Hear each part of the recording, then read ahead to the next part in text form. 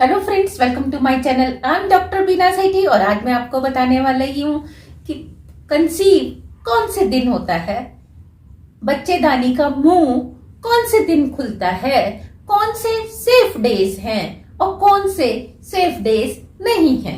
तो सबसे पहले आपको जानना होगा कि पीरियड साइकिल क्या होता है। पीरियड साइकिल होता है कि आपको अगर 1 तारीख को कोई पीरियड स्टार्ट हुआ है, अब दूसरी बार वो कितनी तारीख को पीरियड स्टार्ट होता है, उसके बीच के जो दिन हैं इनको हम कहते हैं पीरियड साइकिल। ये पीरियड साइकिल किसी का कम होता है, किसी का एवरेज होता है और किसी का बड़ा होता है। और आइडेंटिकली अगर हम बात करें, आइडियली ये होता है 28 डेज का। तो हम इसकी कैलकुलेशन स्टार्ट करते हैं कि बच्चेदानी का मुंह कब खुलता है, क्योंकि जब बच्चेदानी का मुंह खुलेगा तभी तो कंसेप्शन होगा और उसी दिन स्पर्म्स अंदर जाएंगे। तो अभी हम सबसे पहले कैलकुलेट कर रहे हैं, अगर आपका पीरियड साइकिल 18 डेज का है, यानी कि 1 2 3 4 डेज तक हम मान के चल रहे हैं कि आपको पीरियड्स रहते हैं, ब्लीडिंग रहती है। और इसके बाद आप देखेंगे कि इन दिनों में तो आपकी बच्चेदानी का मुंह खुला होगा ही होगा अगर 18 डेज का साइकिल है। अब क्योंकि आपको दोबारा 18 डेज के बाद आना है, तो 1 2 3 4 5 6 7 8 9 10 फिर आपका वापस 1 आ जाएगा। तो इसीलिए जो बच्चेदानी का मुंह खुलेगा वो खुलेगा 5वें दिन। तो आप अगर पीरियड के दिनों में रिलेशन बनाएंगे तो कंसीव हो सकता है, और उन दिनों आप कंसीव नहीं करना चाहते तो इन दिनों आपको प्रिकॉशन लेने की जरूरत है। तो किसी किसी को ही ऐसा होता है कि वो पीरियड के दिनों में रिलेशन बनाए और कंसीव हो जाए। तो वो कौन से लोग होते हैं जिनका जो पीरियड साइकिल है वो 18 दिन का होता है। और अगर 20 दिन का है तो ये वाले जो -14 डेज हैं, यानी कि पीरियड के आने से पहले 1 -1 -2 -3 4 5 6 7 8 12 और ये -13 और ये -14 डे, तो 2 दिन कौन से बढ़ते हैं, यहां पे 2 दिन बढ़ जाते हैं। यानी कि अब ये 1 2 3 4 ये हो जाता है, 1 2 3 4 के बाद 5 6 ये 7 8 9 10 ऐसे हो जाता है। तो अब आपका जो कंसेप्शन वाला दिन होगा, बच्चेदानी का मुंह खुलने का दिन होगा, वो होगा 4 5 6 और ये आपका हो जाएगा 7th डे। तो आप 7th डे पे रिलेशन बना सकते हैं और उससे एक आध दिन पहले, यानी कि इस दिन और इस दिन भी रिलेशन बनाएंगे तो कंसेप्शन होने के चांसेस हैं।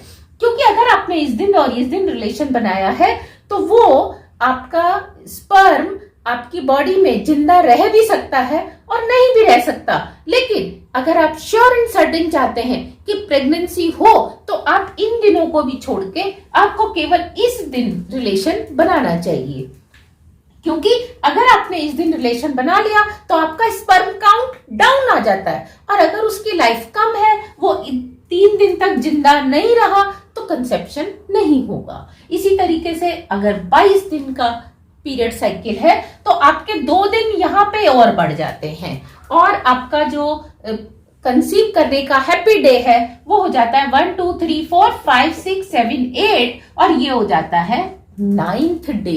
तो आप 9th डे को, 8th डे को, 7th डे को क्या कर सकते हैं, रिलेशन बना सकते हैं। फिर वही बात हम कहेंगे कि अगर आप इन दिनों में रिलेशन बनाएंगे तो स्पर्म जिंदा रह भी सकता है और नहीं भी, लेकिन आपका स्पर्म काउंट जरूर कम हो जाएगा। तो अगर आप बहुत कीन है कि प्रेगनेंसी हो तो आपको इस दिन का इंतजार करना चाहिए। और अगर आपके 24 डेज का साइकिल है तो आपके 2 दिन यहाँ पर और इंक्रीज हो जाते हैं। तो आपका जो कंसेप्शन का डे है, ओवुलेशन का डे, वो कौन सा आएगा, 1 2 3 4 5 6 7 8 9 10 और ये हो जाएगा आपका 11th डे।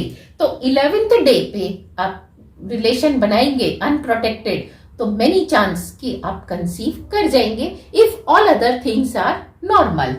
और अगर 26 डेज का साइकिल है तो आपके 2 दिन यहाँ पर और बढ़ने से आपका ये दिन हो जाएगा 13th डे, यानी कि जिस दिन पीरियड स्टार्ट हुआ है उससे 13th डे पे आप रिलेशन बनाइए। और अगर 28 डेज का साइकिल है तो 2 दिन आपके और यहाँ पे हो गए, तो आपको रिलेशन बनाना है 15th डे पे, और 30th डे का साइकिल है 30 डे का, तो आपके 2 दिन यहाँ पे और इंक्रीज हो गए, और आपको रिलेशन बनाना है 17th डे पे।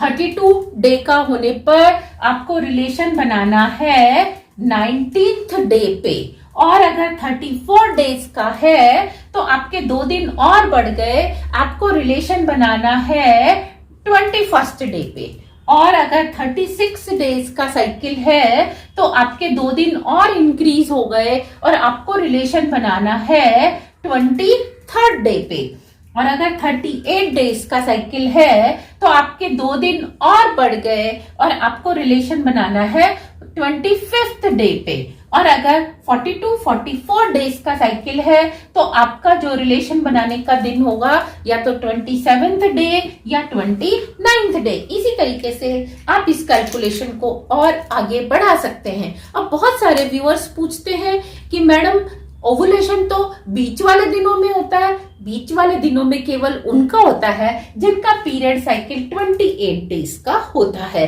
30 डेज का होता है। लेकिन अगर आपका पीरियड साइकिल बहुत छोटा है तो आपको पीरियड के डेज के पास ही ओवुलेशन डे आता है, और अगर आपका पीरियड साइकिल बड़ा है तो आपको -14 करके देखना चाहिए।